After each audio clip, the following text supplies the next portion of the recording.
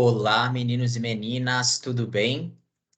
Bom, pessoal, hoje nós vamos para o nosso segundo encontro abordando ainda a avaliação. Vamos trocar mais algumas ideias, só que hoje sobre métodos de ensino e avaliação. Você já pensou e percebeu que muito da sua avaliação é condizente ao seu método de ensino? E que muitas vezes você pode aproveitar o seu método de ensino lá na sua avaliação? Então é um pouquinho disso que a gente vai falar hoje, com algumas receitinhas de bolo aí de três autores que falam bastante de avaliação para a gente. Bom, antes de mais nada, é importante lembrar que, antes de avaliar, nós, professores, precisamos definir os objetivos de ensino e escolher os melhores métodos que serão utilizados durante toda a caminhada para que a gente consiga atingir esses objetivos. É importante ter em mente as habilidades, as competências, as expectativas de ensino e aprendizagem que os alunos desenvolverão a partir do estudo de um determinado assunto, para que assim, de maneira motivada, eles consigam aprender. Dessa forma, é super importante a definição dos objetivos e dos métodos de ensino. E os métodos de ensino, elas podem ser os mais diversos possíveis. É sempre importante salientar que os métodos de ensino, eles têm relação direta com a avaliação. E quando a gente fala de método de ensino e avaliação, algumas coisas a gente precisa pensar. Por exemplo, como avaliar os nossos alunos sem ser pela prova escrita?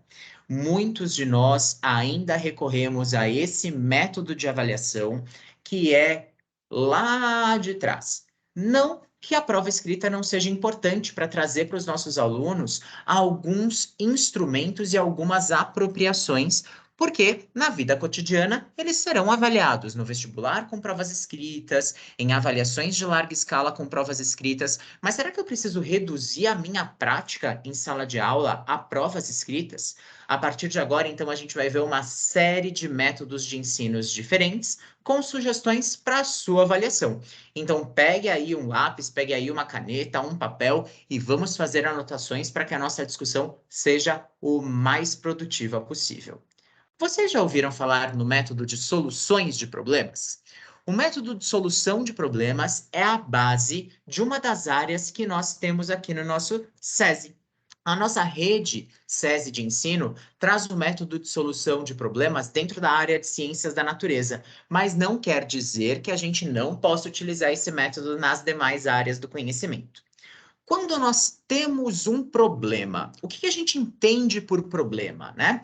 O problema, ele vai surgir de uma situação indesejada, de uma situação surpreendente e vai levantar aspectos que precisam ser avaliados e solucionados através de diferentes métodos. O professor, ele pode e ele deve incentivar o aluno a levantar todas as hipóteses possíveis que possam contribuir para a solução de um problema. Esse problema pode ser contextualizado com algo que está acontecendo hoje no dia a dia, ou ele pode surgir a partir de um desafio que o aluno precisa resolver em sala de aula. Quando a gente trabalha o método de solução de problemas, nós podemos, inclusive, trabalhá-lo em grupo. E a partir de um diálogo produtivo entre diferentes alunos que terão níveis de aprendizagem diferentes, um aluno vai auxiliar o outro na condução deste problema. Quando a gente fala do método de solução de problemas, nós precisamos entender primeiro como resolver um problema. Todo problema, ele precisa passar pela solução através das etapas do método científico. E eu coloquei aqui numa tabelinha para vocês, de maneira bem simples, quais são as 4 etapas do método científico e quais são as 4 etapas da solução de um problema. Então, o método científico, independente da área, das ciências da natureza, ciências humanas, ciências sociais, linguagem, matemática, o método científico é o mesmo.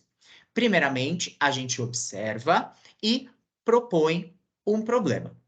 A partir da observação e da proposição do problema, nós vamos formular hipóteses. Hipóteses para a gente resolver esse problema. Planejar e executar experiências para que essas hipóteses sejam testadas. E a partir de um confronto de hipóteses, sanar esse problema.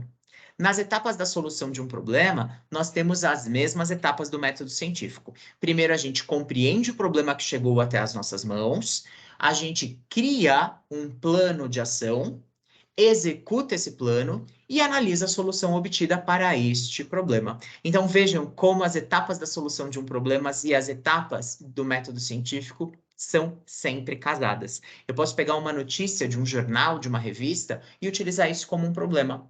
Ou eu posso desafiar os meus alunos, por exemplo, numa aula de física, pego ali um quadradinho de papel alumínio de 20 por 20, algumas moedas e uma bacia com água e desafio os alunos. Bom, vocês precisam criar uma forma de suportar moedas flutuando utilizando apenas esse papel alumínio. Ganha a equipe que conseguir solucionar esse problema de maneira mais arrojada, mais rápida e mais fácil, criando ali uma forma com o papel alumínio para sustentar mais moedas. E aí eu vou desafiar a minha equipe ou as minhas equipes a solucionarem esse problema. E nisso eu posso trabalhar uma série de informações científicas. Vejam que os problemas eles podem ser bem fáceis. Na escola, como nós vamos pensar na solução de problemas? Primeiramente, para que a gente solucione problemas ali dentro do processo de ensino-aprendizagem como um método avaliativo, a gente precisa ativar os conhecimentos prévios. O ponto de partida para a solução de qualquer problema é estimular as reflexões e a tomada da consciência de que os alunos já sabem resolver parte desse problema com as suas próprias ideias. Eles vão ter que pegar aquilo que eles vivenciaram na experiência do cotidiano e trazer para método científico, tentando resolver aquele problema em sala de aula.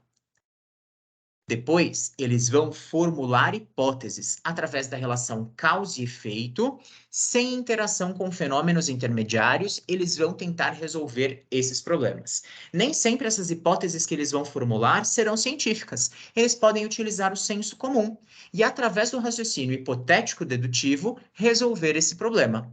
Lembrem que a obtenção dos resultados sem utilização de um método já determinado é o mais importante aqui. O aluno vai criar o seu método. Ele não precisa recorrer necessariamente a algo que já exista. Ele vai levantar as suas hipóteses e vai solucionar os seus problemas. Por que eu vou utilizar o método de solução de problemas, né? Quais são as finalidades? Primeiramente, para a mudança das prioridades nas mentes dos alunos. Através do método de solução de problemas, eu posso fazer com que um aluno investigue sob diversas óticas, por isso o trabalho em grupo é interessante no método de solução de problemas, as diferentes possibilidades para resolver um determinado problema. E aí, olha que interessante, o método de solução de problemas não tem certo e não tem errado. Eu posso, através da tentativa, ir chegando em diferentes soluções para o mesmo problema. E a partir disso, refletir sobre a função e a solução desse problema, utilizando os conhecimentos prévios, sejam eles da vida ou conhecimentos escolares, para resolver esses problemas. Tomar de maneira bem assertiva decisões com esses conhecimentos e solucionar esse desafio proposto é o nosso objetivo central. E olha que oportunidade interessante para avaliação. Todas as etapas dentro do método de solução de problemas devem ser avaliados. Você pode observar os alunos ali interagindo com os materiais, interagindo com as notícias, interagindo com as matérias que você trouxe para ele ali para solucionar esse problema. Então, você pode pedir que eles construam com determinados materiais um objeto. Vou pegar um exemplo que a professora Jaqueline trouxe para a gente na aula de robótica. Ela deu um desafio para os alunos de construírem um modelo de coração que contraísse e relaxasse, mostrando como é um pouquinho do funcionamento fisiológico do nosso coração. Ela pode observar tudo que os alunos forem fazendo para solucionar esse problema, para criar esse coração e ir anotando tudo isso. Olha que método de avaliação bacana. A partir daí, eu vou verificar como os meus alunos interpretam essas informações, quais são as hipóteses levantadas e quantas elas são, vou fazendo pequenas perguntas aos times, aos grupos, e vou modulando como eles se referem a esse assunto, que estratégias que eles estão utilizando para conseguir solucionar esse problema. Posso, a partir desse problema, solicitar que eles realizem uma pesquisa e, a partir desse projeto de pesquisa, comuniquem essa pesquisa aos demais colegas da sala, apresentando uma organização de dados, participação, clareza nas informações e nas explicações. Analiso os resultados, se eles conseguiram ou não chegar à solução dessa problemática. E, claro, posso ter aí uma autoavaliação, tanto do professor quanto dos alunos. Como eles encararam esse método de solução de problemas? O que será que eles puderam trazer ali? E, pessoal, quando a gente fala de autoavaliação, existem diversas formas de fazer. A gente pode utilizar diversos recursos.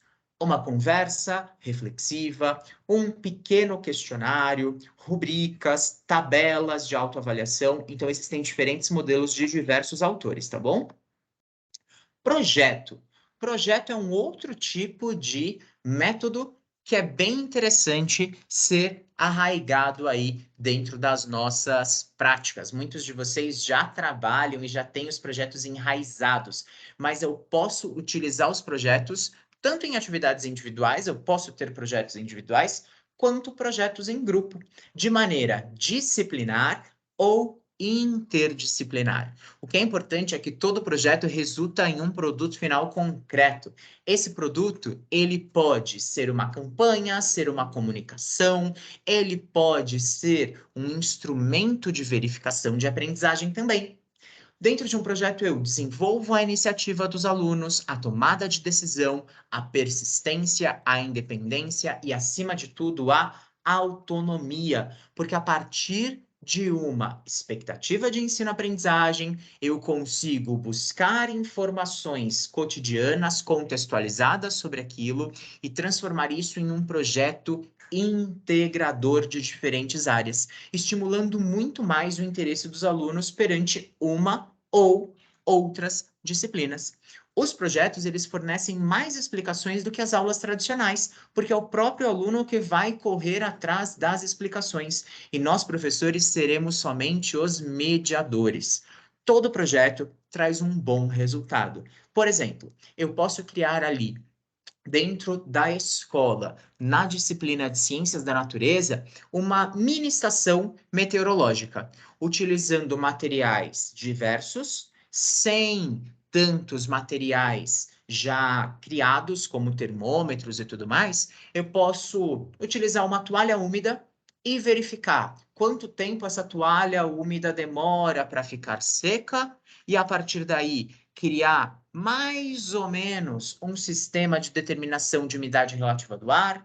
Eu posso, através dessa toalha ou lençol úmido, depois de seco, que ficou estendido em uma determinada área da escola, fazer a lavagem desse material e, por uma simples cromatografia, conseguir mostrar ali quais são as partículas que ficaram aderidas à toalha, ou através até mesmo da própria cor dessa toalha pós-lavada, né, dessa água que ficou, trabalhar com os alunos as partículas dissolvidas no ar e os poluentes. Gente, projeto tem muita coisa legal. E claro que eu estou puxando a sardinha aqui para Ciências da Natureza, porque é a minha formação. Eu sou biólogo, como vocês sabem, então os meus exemplos eles vão ser mais para a área de Ciências da Natureza, tá? Mas vão pensando aí nas demais áreas do conhecimento, porque a gente consegue fazer umas coisas bem legais. Pensando nessa mini estação meteorológica, imagina se a gente conseguisse pegar aí dados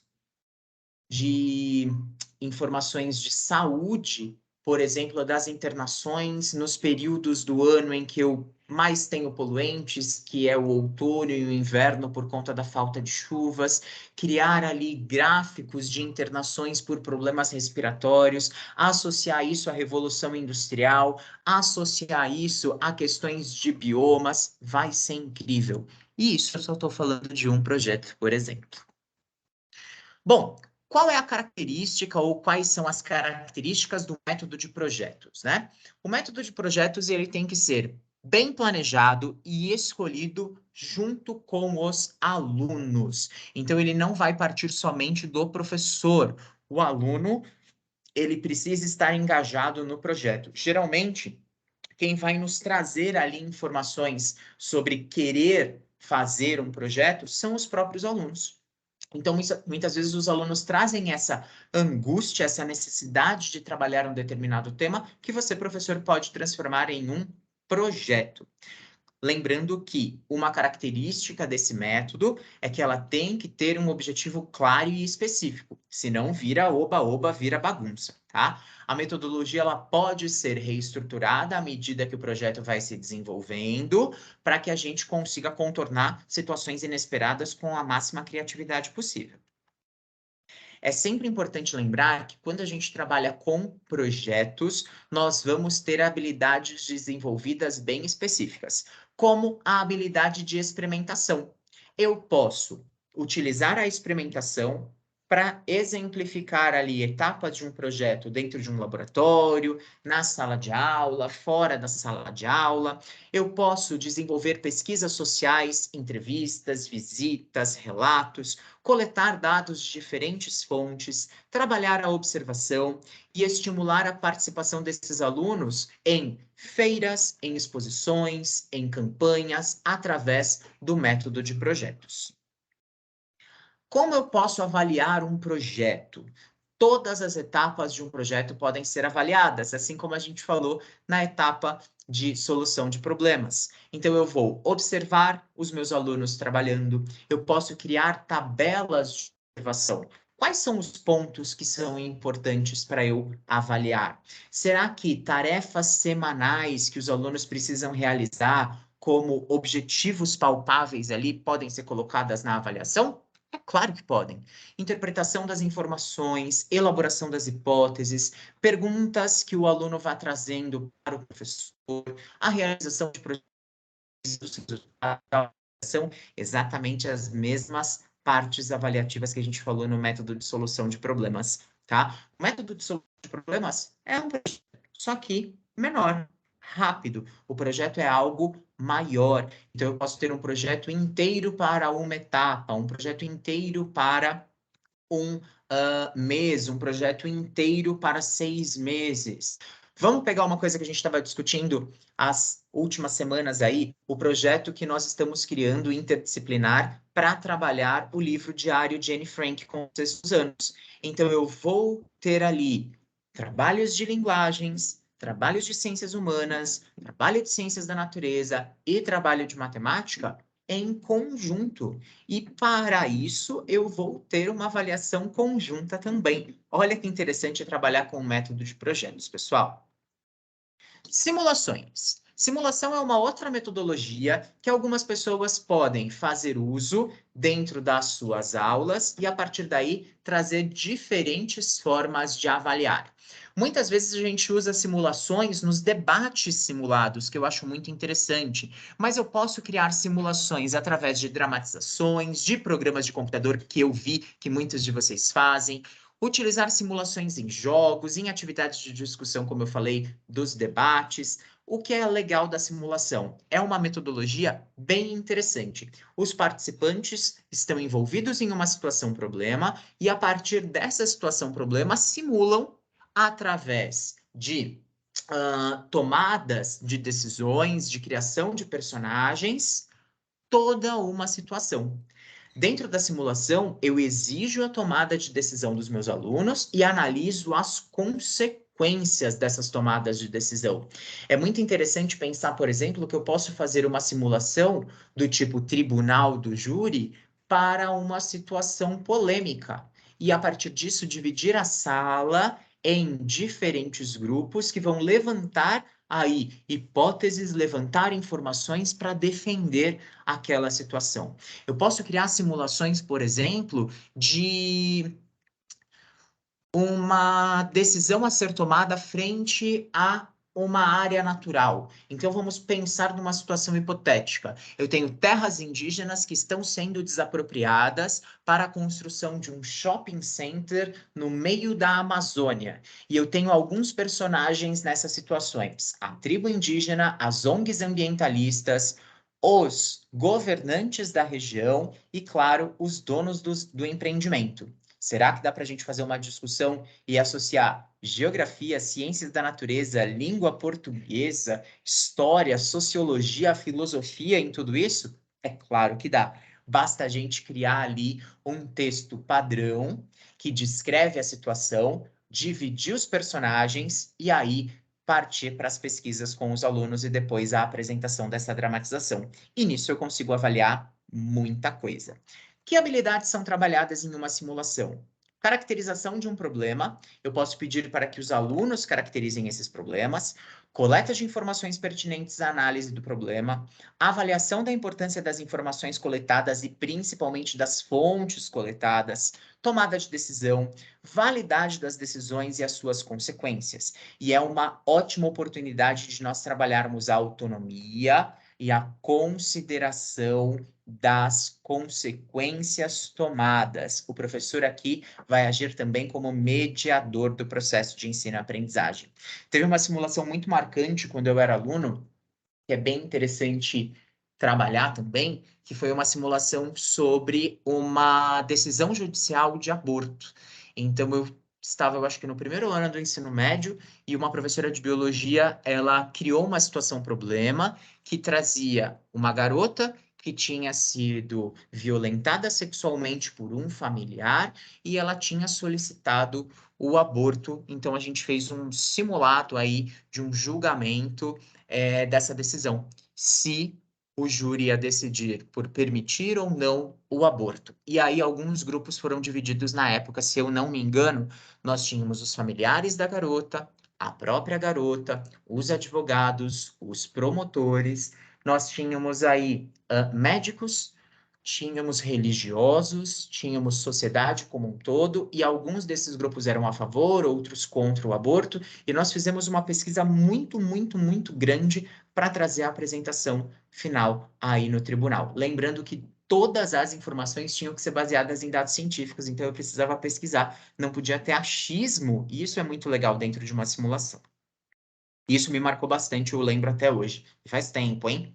Então, o professor ele vai avaliar aqui, numa simulação, o trabalho de pesquisa que o aluno ou que o grupo fez, a criatividade, a argumentação, a capacidade de estabelecer relações entre causa e consequência, a conclusão para a solução daquele problema simulado levantado. Aula prática. Aula prática é muito utilizada aí como recurso de ciências da natureza, mas não só. Só que muitas vezes é uma atividade dificilmente aplicada nas aulas de ciências naturais e biologia. Embora a gente tenha laboratório, a gente tenha estrutura, muitas vezes, para alguns professores, não estou falando de vocês não, tá? Estou falando de professores como um todo, de diversas situações, a aula prática ela encontra dificuldade. E, gente, vou falar o que é verdade. Eu mesmo tinha muita dificuldade em criar momentos práticos com os meus alunos. Mas por que será que a gente tem essa dificuldade de criar aulas práticas? E por que será a gente tem a dificuldade de transformar as aulas práticas em práticas avaliativas? Bom, muitas vezes a gente encontra algumas justificativas, né?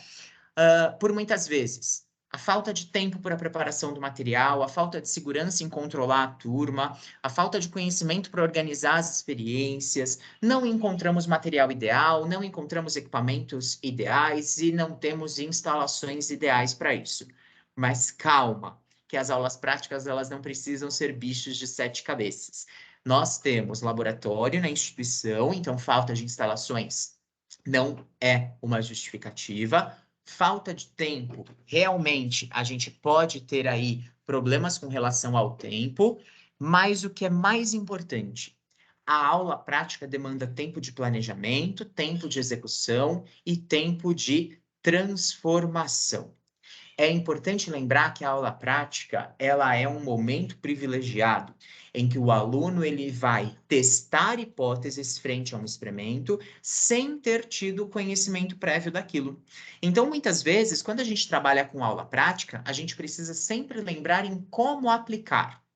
A atividade prática, ela precisa ser simples e clara. Eu não preciso ter atividades muito elaboradas. Na aula prática, eu não posso ter respostas prontas. Eu preciso estimular os alunos a buscar os resultados. Nunca usem aulas práticas, professores, para confirmar algum tipo de informação que vocês deram na teoria. Use a própria sala de aula como laboratório se o laboratório estiver ocupado. A aula prática, ela serve para ser uma motivação inicial e não uma comprovação daquilo que você viu em teoria. Senão o aluno perde o interesse pela aula prática. Seja orientador dos seus alunos, utilize essa metodologia para que ele, através da observação, através da praticidade, da ludicidade, da experimentação, possa despertar habilidades, despertar competências e trazer ali as expectativas de ensino e aprendizagem de maneira mais fácil para você. Bom, o objetivo da utilização da metodologia prática é despertar e manter o interesse dos alunos. Eu posso falar, por exemplo, de cubismo na aula de arte, somente mostrando imagens de artistas dessa época, artistas dessa metodologia. Mas eu posso despertar e manter o interesse dos alunos os desafiando a criar uma obra de arte pelo cubismo. Eu posso envolver os estudantes em investigações científicas, trazendo luz ao processo da ciência. Eu posso fazer com que ele entenda as características de uma vacina, explicando o processo vacinal e como ele aconteceu. Mas eu também posso promover uma prática vacinal em que ele vá entrevistar pessoas da família, analisar carteirinhas de vacinação, ver a quantidade de vacinas que existiam no passado e existem hoje. É uma aula prática também.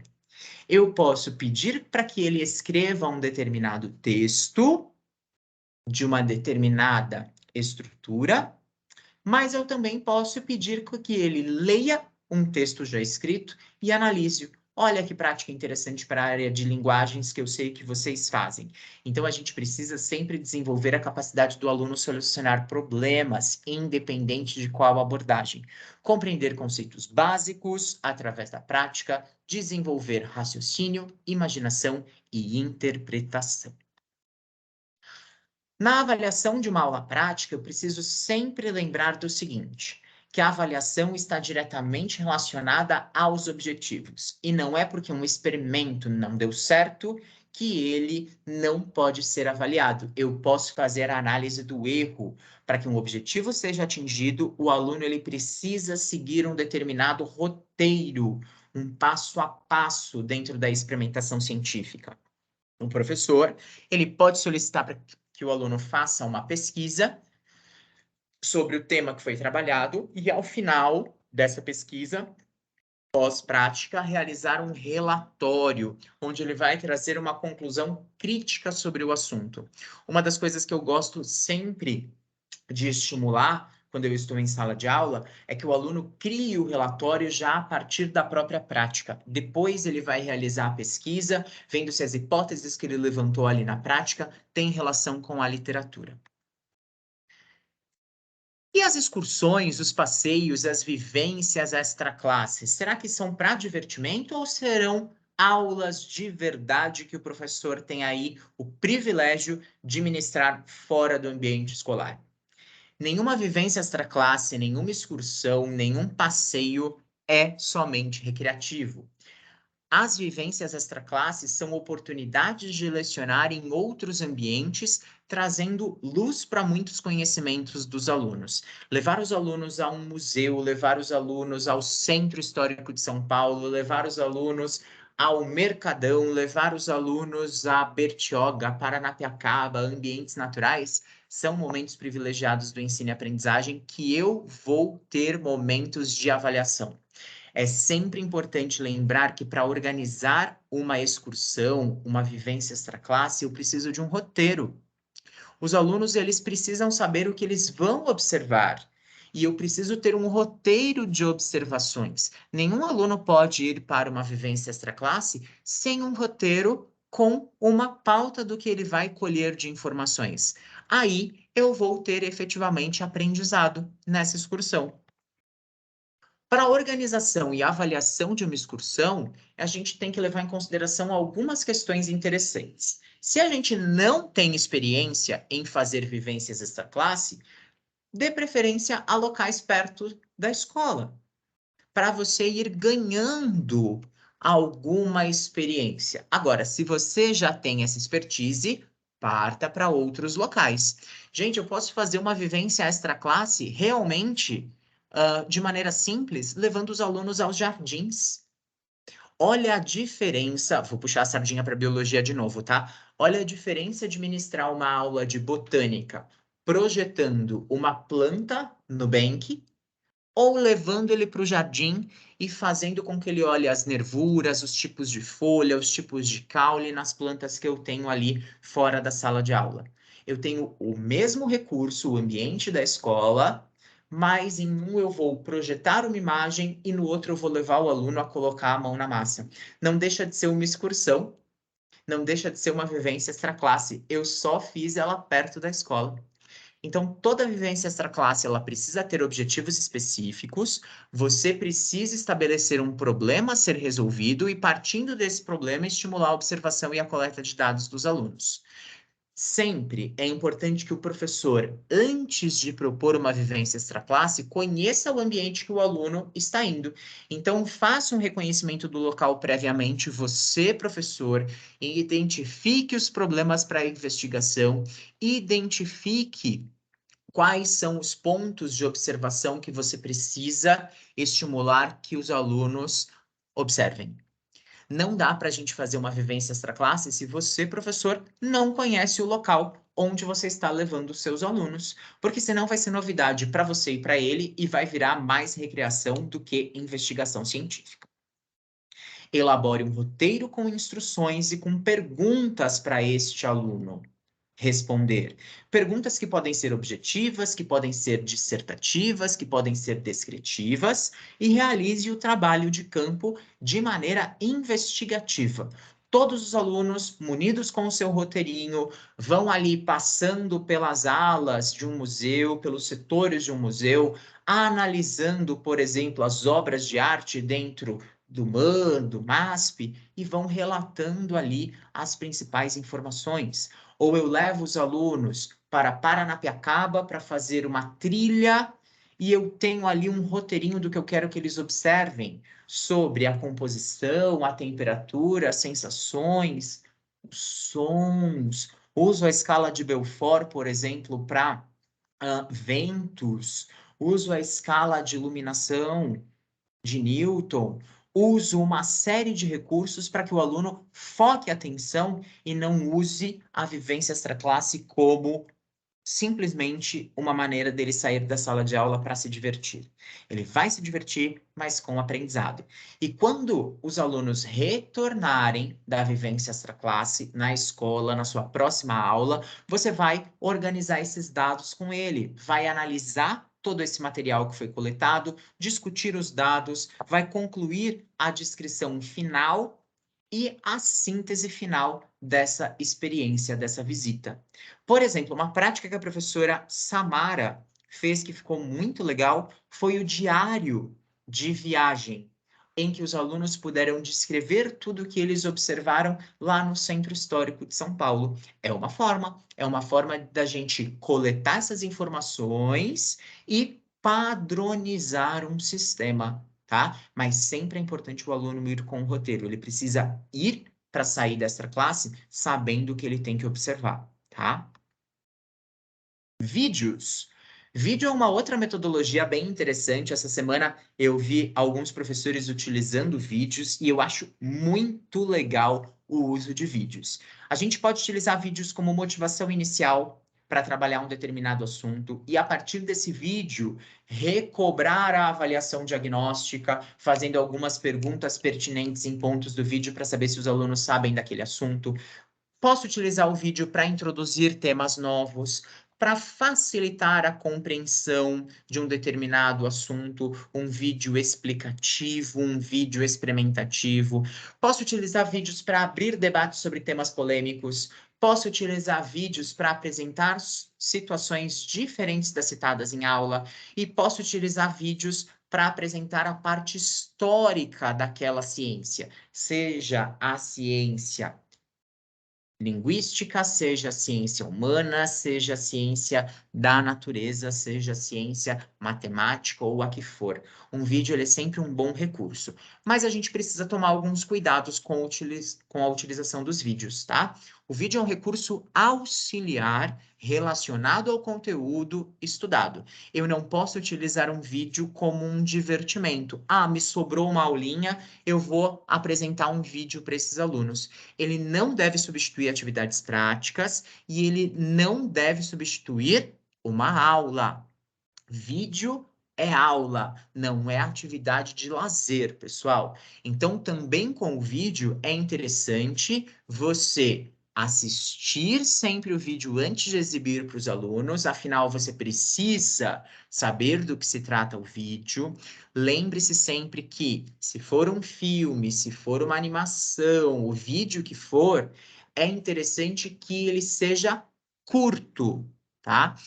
Uma regrinha básica para uso de vídeo que ele tenha aproximadamente 10% do tempo da sua aula e não a sua aula inteira, a não ser que você vai exibir um filme e vá parando esse filme em vários pontos para fazer incursões com os alunos, tá? Em que você vá trazendo ali informações à luz do que eles estão vendo. É óbvio que toda vez que eu vou aplicar um vídeo em sala de aula, eu vou pedir um relatório dos pontos mais importantes que o aluno observou nesse vídeo. E o aluno vai me entregar esse relato. Seja ele um relato em tópicos, seja ele um relato em texto, o aluno ele vai trazer pontos importantes. Isso vai ser parte da minha avaliação. Sempre eu vou fazer discussões utilizando o vídeo. Por isso o vídeo tem que ser curto. Se necessário, faça a edição do vídeo para ele ficar mais curto e atender aos seus objetivos. Decida quais pontos ressaltar e sempre entregue um roteiro de questões para os alunos antes do início do vídeo, para que esse roteiro seja respondido durante e após a exibição do vídeo. Assim, você garante que nenhum aluno vai ficar disperso durante a exibição do vídeo. Entrega um roteirinho, algumas questões para ele observar e, ao final, recolho esse compêndio de informações e faço análise. Se o vídeo ele é curto, eu consigo exibi-lo 2 vezes. Na primeira, eu vou ressaltar os pontos mais importantes, fazendo pausas no vídeo, e na segunda, eu exibo o vídeo sem interrupção nenhuma. E isso dá tempo para os meus alunos fazerem as anotações dele mediante esse roteirinho prévio. Putz, coordenador, não consegui fazer a criação desse roteiro e pedir para imprimir. Não tem problema. Anote esse roteirinho na lousa e deixe esse roteiro ali na lousa para servir de apoio para os alunos redigirem esse relato para você do vídeo. Assim a gente torna o vídeo muito mais interessante e já temos ali mais uma avaliação formativa. Tá vendo, pessoal, que tudo pode ser utilizado na avaliação? Seja uma saída da sala de aula para o jardim, seja um vídeo que eu exibi, seja uma simulação, uma discussão. Isso é avaliação formativa. E os seminários, galera? Muitas vezes a gente passa um trabalho para os alunos e pede para eles apresentarem esse trabalho na forma de um seminário. Lembrem que o seminário não deve ser uma aula expositiva feita pelos alunos. A mesma coisa acontece com a aula invertida. A metodologia da aula invertida não é o professor sentar no lugar do aluno e o aluno exibir o conteúdo como se fosse um professor. Isso não é seminário, isso não é aula invertida. Na aula invertida, eu tenho, através de um texto, que os alunos fizeram a leitura prévia ou através de um vídeo que eles assistiram previamente, uma discussão na aula. Então, em casa, os alunos assistiram um determinado vídeo, fizeram ali a resposta do roteiro, e ao invés do professor explicar aquele conteúdo, o professor vai trazendo discussões de maneira ativa. Isso é uma sala de aula invertida. tá? Sala de aula invertida não vai pedir para o aluno dar aula no nosso lugar, não, tá, pessoal? Aí as metodologias ativas caem por terra. A mesma coisa no seminário. Então, o seminário não é uma aula expositiva que você determinou um tema para um grupo e ele foi lá e apresentou. Deve existir para todo seminário um trabalho de pesquisa ou uma experimentação, uma observação, uma entrevista, um trabalho de campo, uma outra atividade que permita que o aluno e o seu grupo detectem a existência de um problema e busquem soluções.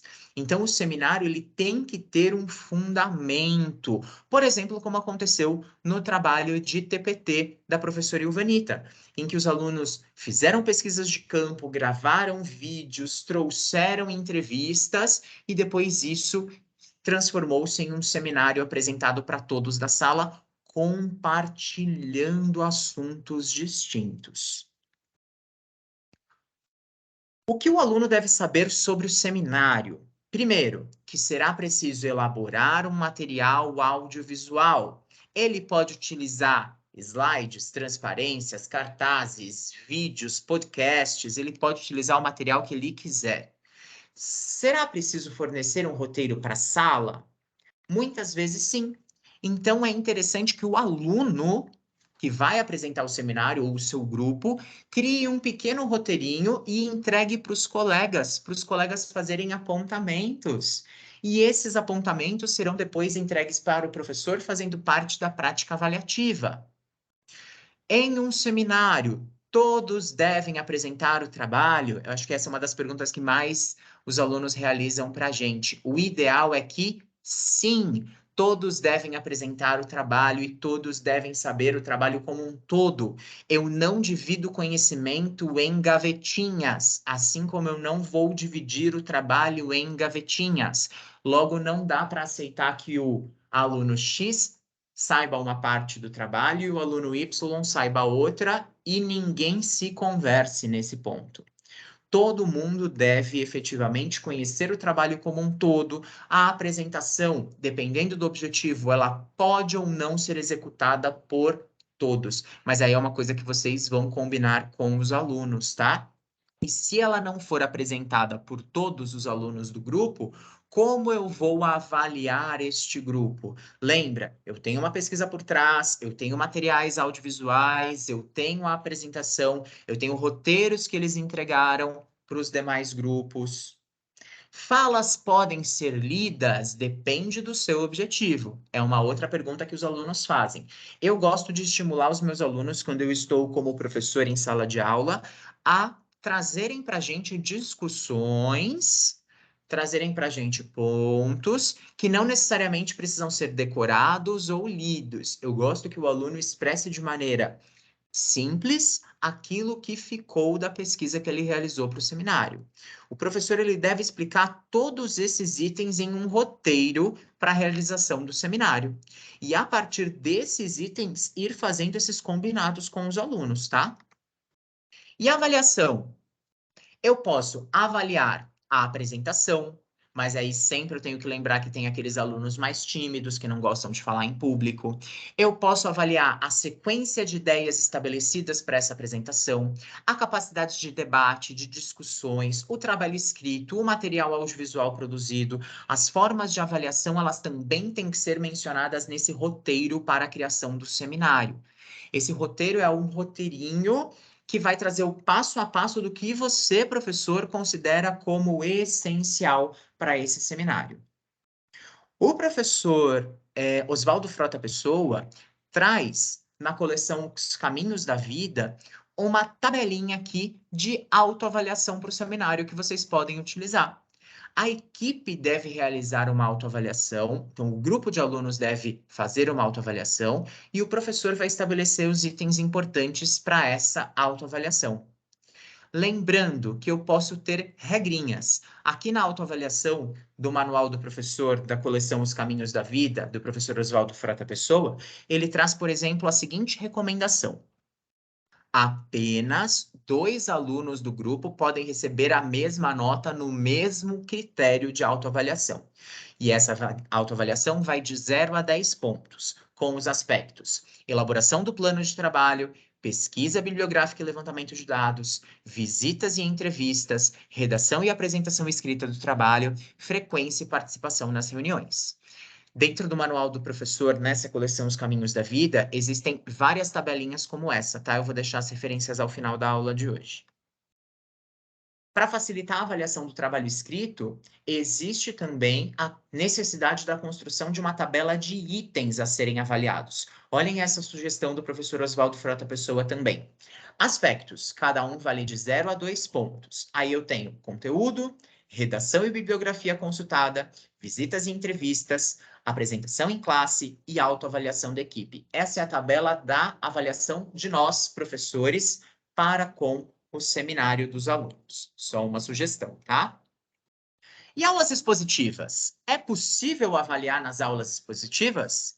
Sim, é possível avaliar em aulas expositivas, mas dentro dessa metodologia de ensino, a gente tem algumas dificuldades. Nas aulas expositivas, é mais difícil controlar a disciplina dos alunos. Eu tenho muitas vezes alunos falando ao mesmo tempo, querendo interagir ao mesmo tempo. Aqueles mais acanhados vão acabar interagindo menos do que aqueles mais extrovertidos. Mas dentro da aula expositiva, eu posso estimular um debate, uma reflexão, uma prática, uma solução de problemas, e a partir dessas situações fazer a avaliação da participação e do interesse dos alunos. Olha que importante isso, pessoal, quando a gente trabalha com aula expositiva.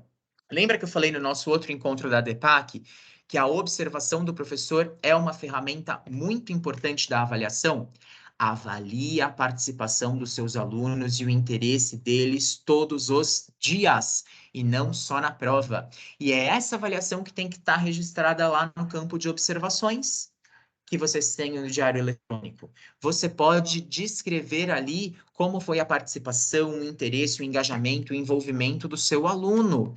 Você pode criar uma tabelinha de tarefas, uma tabelinha de entregas, uma tabelinha, inclusive, de prazos, se eles foram ou não respeitados pelos alunos, tá? Isso é bem interessante analisar também. Opa, desculpa, pessoal, passei aqui o slide mais rápido. É importante, então, para a gente finalizar, galera, que nós, professores, vamos começar a pensar aí mais na nossa prática avaliativa, juntamente com as nossas metodologias de aula. E cabe uma reflexão para encerramento. Professores, suas avaliações estão relacionadas aos objetivos e métodos de ensino que vocês utilizam nas suas aulas? Pensem aí, porque toda a metodologia de aula pode ser avaliada. Transformem as suas aulas em momentos privilegiados de ensino e aprendizagem, e não só como momentos para que você passe determinadas informações para os alunos. Nós aprendemos com os alunos e os alunos aprendem com a gente. Ficam aqui 3 referências importantes.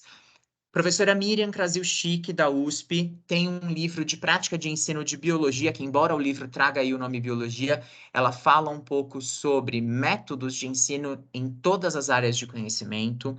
Deixo aqui a coleção Os Caminhos da Vida do professor Oswaldo Frota Pessoa. No compêndio manual do professor, ele traz algumas tabelas importantes de como nós podemos avaliar seminários, trabalhos, vídeos e assim por diante. Quem quiser tem esse livro lá na coordenação.